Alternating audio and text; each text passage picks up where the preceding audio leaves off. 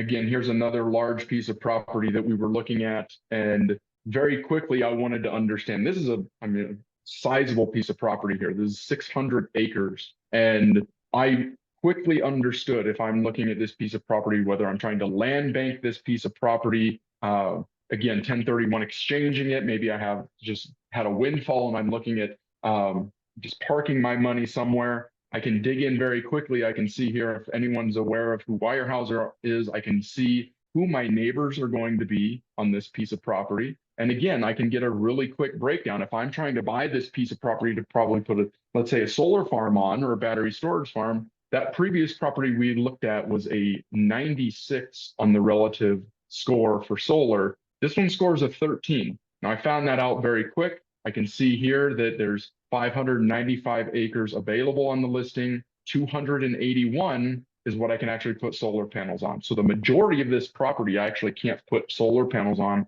And this is giving me the breakdown as to why. How much acreage is in flood zone, dwelling, topography, things like that.